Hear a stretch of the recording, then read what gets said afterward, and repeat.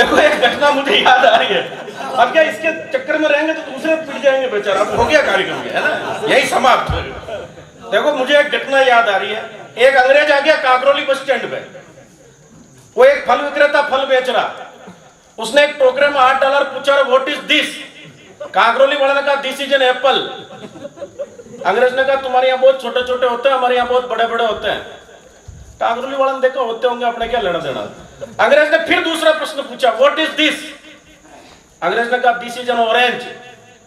फिर अंग्रेज ने वही रहा के लपा, तुम्हारे यहाँ बहुत छोटे छोटे होते हैं, हमारे यहाँ बहुत बड़े बड़े होते हैं। अब की बार उस काकरोली वाले की राष्ट्रभक्ति जगी। उसने देखा ये कुछ पूछेगा तो इसकी फाइल छलटाऊंगा। एक आदमी तरबूज की गाड़ी भर कर ले जा रहा। अंग्रेज के बाप ने नहीं देखे तरबूज। पूछा रहा व्हाट इज दिस? काकरोली वाले ने कहा ये मैं राजस्थान के अंगूर है। बोलते रहे कितने बड़े बड़े होते हैं। वो आया हलवाई की दुकान पे। हलवाई दूध को ऊपर नीचे कर रहा। एक तपेले में दूध, दूसरे तपेले में दही। अंग्रेज ने पूछा दिस इज मिल्क? हलवाई ने कहा यस मिल्क। तो व्हाट इज दिस? अब उस काकरोली वाले हलवाई को दही की स्पेलिंग नहीं आवे, फिर भी फाइल छलटाना जरूरी। काकरोली वाले ने फाइल छलटाई, हाथ खोलना। उसने कहा this is milk sleeping in the night morning in the tight. और आपको एक घटना से और जोड़ता हूं। वो काकरोली बस स्टैंड पे 2 टेम्पो ड्राइवर बैठे हुए और एक अंग्रेज आ गया। आते ही अंग्रेजी में कुछ गिटर पिटर की। अब उन दोनों ड्राइवर के कुछ भी समझ में नहीं आया। अंग्रेज ने देखा यार बेचारों को अंग्रेजी नहीं आती दिखे। फिर उसने चीनी भाषा में बात की, फिर भी कुछ समझ में नहीं आई। फिर उसने स्पेनिश भाषा में बात की, फिर भी उसके कुछ भी समझ में नहीं आई। फिर उसने उर्दू भाषा में बात की, फिर भी कुछ भी समझ में नहीं आया। अंग्रेज घबरा के माथा पकड़ के जाने लगा। दोनों ड्राइवरों में से एक बोला, यार आपने भी एक दूसरी भाषा सीख लेनी चाहिए ताकि कटी काम आवे। वो दूसरों की होगी ना 4 आवे काम आई की। इसके 4 ही काम नहीं तो आपने दूसरी की काम आई। अब मैं इस कवि समूह का थोड़ा घेर बदल रहा हूँ। एक एक कवि सबसे निवेदन करूंगा 5-5 मिनट की पारी खेले और अच्छी वाली कविताएं प्रस्तुत करते हुए अपना क्रम निकाले। मैं निवेदन कर रहा हूं आपके अपने राम गोपाल जी आचार्य आए, एक कविता के लिए आमंत्रित कर रहा हूं। जोरदार तालियों से स्वागत करें।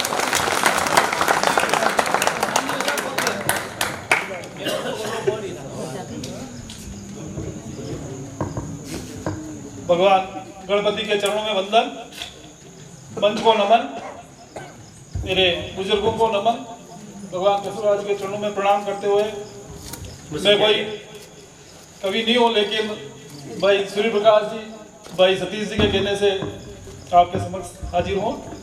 तो मेरा हौसला बढ़ाएं आप। हमारे गांव को वैसा आप जानते हो वैसे कि ये एक ही रोड है, इस पे पूरा गांव टिका हुआ। इसको हम बाजार भी कहते हैं, सब यही है। और इधर इधर सीधे चले जाओ आप तो सीधे तालाब में ही जाओगे, और इधर चले जाओ आप मुड़ इधर मुंह कर दोगे तो सीधे नदी में जाओगे। तो हमारा गांव बहुत ही ऐतिहासिक गांव रहा है और मैं भी यहीं का पला बड़ा, इन चबूतरियों पे ही हम बड़े हुए। हम कभी पढ़ते तब भी नहीं पढ़ते थे, पढ़ते तब भी नहीं पढ़ते थे, वैसे ही खेल खेल में पढ़ते थे। और आजकल तो बच्चों को रटाया जाता है, कऊ गाय नहीं बताएंगे, कऊ ये तो हम तो ऐसे ही सीखे हैं। तो मैं भी कुछ साल से 2-4 साल से विगत काकरोली रहना पड़ता है, लेकिन फिर भी मैं 1-2 दिन में पीपली आने की कोशिश करता हूँ। तो 4 लाइनों से कि जो मैं शहर में ढूंढने चला था वह मेरे गांव में है। जो मैं शहर में ढूंढने चला था वह मेरे गांव में है। जो ठंडक कूलर एसी में नहीं वो मेरे पीपल की छांव में है। जो मैं शहर में ढूंढने चला था वह गांव में है, और जो ठंडक कूलर एसी में नहीं वह पीपल की छांव में है। और जिस मर्ज का इलाज डॉक्टर की दवा में नहीं, जिस मर्ज का इलाज डॉक्टर की दवा में नहीं, वह उसका सही उपाय मेरे भेरू जी के बाग में है। जिस मर्ज का इलाज डॉक्टर की दवा में नहीं, उसका सही उपाय मेरे भेरू जी के बाग में। साहब हम तो भेरू जी के बाग में पता लगा लेते हैं और उसका सही निदान हो जाता है। हाँ, तो अनेक यादें जुड़ी पुरानी मेरे गांव में, बचपन के किस्से कहानी मेरे गांव में, पालते पशुधन और खेती ही है जीवन, कुएं तालाब नदी में पानी है मेरे गांव में, और ये बरगद नीम इमली मेरे गांव में, और हर चौराहे पर मंदिर, यहाँ पीपली में हर चौराहे पर मंदिर, देव थानक राजाजी बेरू भवानी मेरे गांव में, और वृद्धों के हौसलों के आगे सभी नवयुवा, वृद्धों के हौसलों के आगे सभी हारे, नवयुवाओं की जवानी मेरे गांव में, और ना श्रृंगार न चमक दमक न दिखावा, न श्रृंगार न चमक दमक न दिखावा, औरतें कान्हा की दीवानी मेरे गांव में, और यहाँ एक दूसरे का दुख दर्द समझते नहीं देखते लाभ हानि मेरे गांव में, और अनजाने लोग बसते हैं शहर में, अनजाने लोग बसते हैं शहर में, हर चीज जानी पहचानी मेरे गांव में, हर चीज जानी पहचानी मेरे गांव। हमारे गांव का नाम एक पत्रिका में लगातार आता है, पीपली आचार्यान। पीपली आचार्यान से जो न्यूज लगती है, लगभग 5-7 पंचायतों की न्यूज यहीं से लगती है। तो हमारे गांव में एक टीम आई थी चुनाव कराने, तो एक अध्यापक जी आए, उन्होंने सोचा कि पीपली आचार्यान का नाम पत्रिका में लगातार आता है, न्यूज खूब आती है, तो ये बहुत बड़ा गांव होगा। तो उन्होंने आके देखा तो ये तो छोटा सा गांव है, इतना बड़ा नहीं। तो उन्होंने हमारे लादूलाल जी भाई साहब को पूछ लिया कि आपका गांव का नाम तो मैंने बहुत सुना है, लेकिन ये इतना बड़ा नहीं है, तो क्या आपके गांव में कोई आज तक कोई बड़ा आदमी पैदा हुआ क्या? कोई गांव में बड़ा आदमी पैदा हुआ क्या? तो इन्होंने इज्जत का सवाल समझा साहब, इन्होंने कहा नहीं, हमारे यहाँ बच्चे ही पैदा होते साहब, हमारे यहाँ बच्चे ही पैदा होते हैं, बड़े तो फिर बनते हैं। आपके गांव में बड़ा बच्चा बड़ा आदमी आपके यहाँ पैदा होता होगा, हमारे तो बच्चे ही पैदा होते हैं। तो ऐसा हमारा गांव है।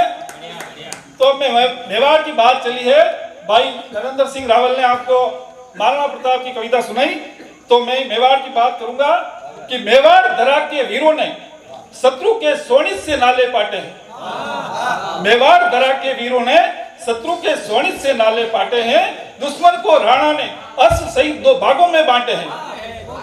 दुश्मन को राणा ने अश्व सहित 2 भागों में बांटे हैं, मिला जिसमें संतोष किया दुख में भी दिन काटे हैं। मिला जिसमें संतोष किया दुख में भी दिन काटे हैं, स्वाभिमान से जिए हैं हम, कभी तलवे नहीं चाटे हैं, कभी तलवे नहीं चाटे। और अभी हम प्रताप गौरव केंद्र देखने गए, भाई सूर्य प्रकाश जी, सतीश जी, उदयपुर, तो आप भी वहां देखें, वहां जो स्टेचू लगे हुए थे, वहां शीश कट गए फिर भी वो योद्धा लड़ रहे हैं, ऐसा बताया गया। तो मैंने लिखा है कि शीश कट गए फिर भी दड़ लड़ा करते थे, शीश कट गए फिर भी दड़ लड़ा करते थे, स्वामी के लिए चेतक अड़ा करते थे, स्वामी के लिए चेतक अड़ा करते थे। प्रताप जैसे वीर और कौन हुए इस जग में, प्रताप जैसे वीर कौन हुए इस जग में, जिनसे सपनों में भी दुश्मन डरा करते थे, सपनों में भी दुश्मन डरा करते थे। और देखिए यहाँ के वीर लोग तो हुई हैं, यहाँ की वीरांगनाएं भी पीछे नहीं रही है, यहाँ की जो वीरांगनाएं थी वो भी पीछे नहीं रही है। तो मैं कहता हूं कि मेवाड़ झुका नहीं तलवारों की धारों से, मेवाड़ झुका नहीं तलवारों की धारों से, डरे नहीं हम सीने पे होते वारों से, डरे नहीं हम सीने पे होते वारों से, लुटेरों से मान बचाती मरने को मंगल माना, लुटेरों से मान बचाती मरने को मंगल माना, पद्मनिया खेल गई जलते हुए अंगारों से, पद्मनिया खेल गई जलते हुए अंगारों से। मेवाड़ के अलावा ऐसा कोई आपने नहीं सुना होगा कि स्त्रियां खुद जल गई अपनी आन बान शान को बचाने के लिए। अब भारत पहले से ही विश्व गुरु था, लेकिन कुछ गद्दार यहाँ पैदा हुए जिसके कारण हमारा देश आतताइयों के गुलामी का ये शिकार हुआ। तो मैं कहता हूं बस ये लास्ट है कि ऋषियों की धरती देवों की भूमि, भारत क्या है कि ऋषियों की धरती देवों की भूमि, इस जैसा कोई शिवाला नहीं, ऋषियों की धरती देवों की भूमि, इस जैसा कोई शिवाला नहीं, माँ भारती जैसे पावन इस जग में कोई पाठशाला नहीं, माँ भारती जैसी पावन इस जग में पाठशाला नहीं, गद्दार जयचंद मीर जाफरों तुम संभल भी जाओ। गद्दार जयचंद मीर जाफरों तुम संभल भी जाओ, इसमें रहना है तो इसके बन के रहो। ये देश है कोई धर्मशाला नहीं, ये देश है कोई धर्मशाला नहीं। जय हिंद।